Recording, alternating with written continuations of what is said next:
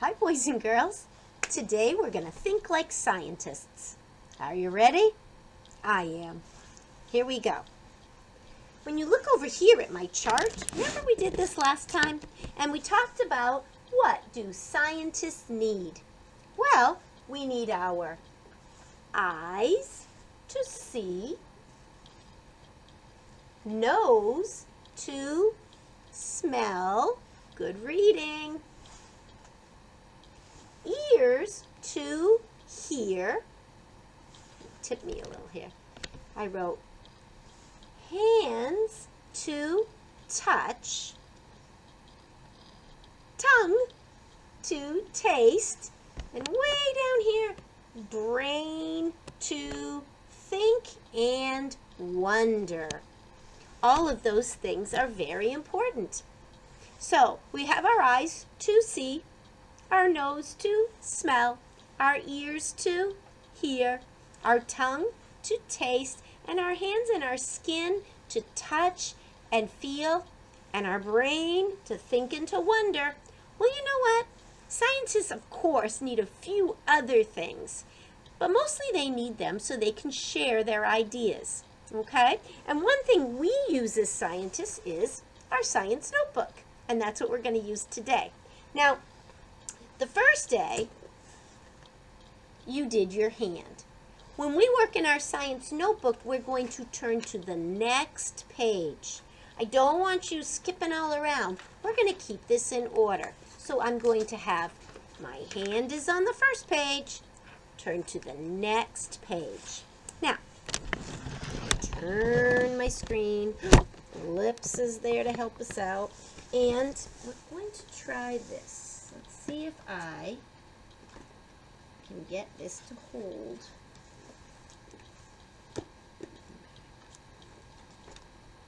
So today on our notebook, we've been thinking we've been thinking about teddy bears a lot.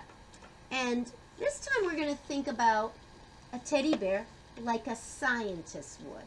I know that's kind of silly because scientists usually talk about things that are living and growing and natural in nature. Well, a teddy bear is not that. They're not natural in nature. But scientists do a lot of work with labeling.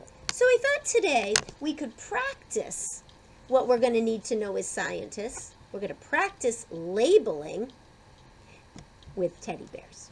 So are you ready? Okay. So I have my toolkit and I have my science notebook here. I've got a lot of magnets holding on.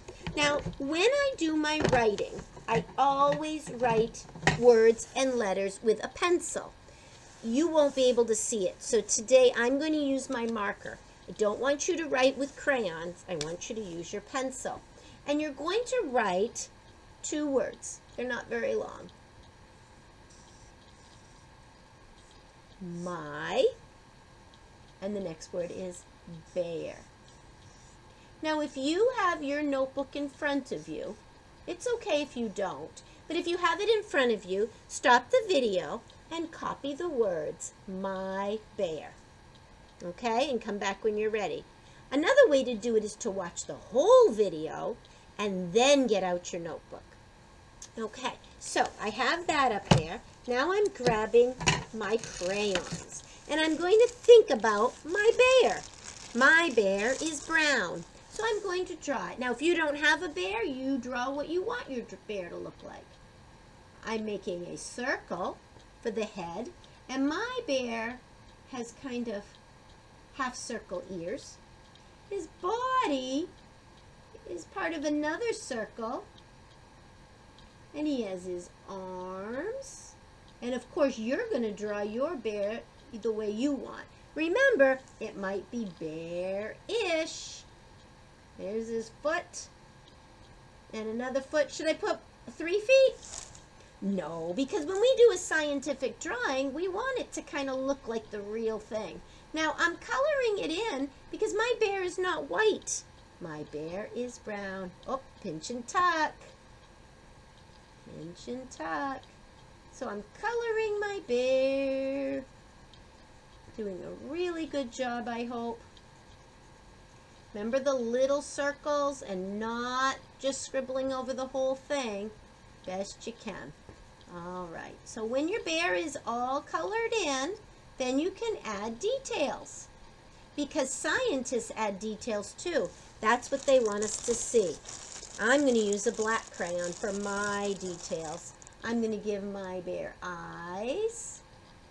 I'm going to give him that funny little triangle nose and his mouth like we did on the puppet, and well, maybe not the puppet, but Corduroy. He has his little paws. Maybe I'll give him some little paws. Okay. And if your bear has clothes or other details, you could do that. Okay. Now, we needed a title. We need a scientific drawing. There's only one more thing you need.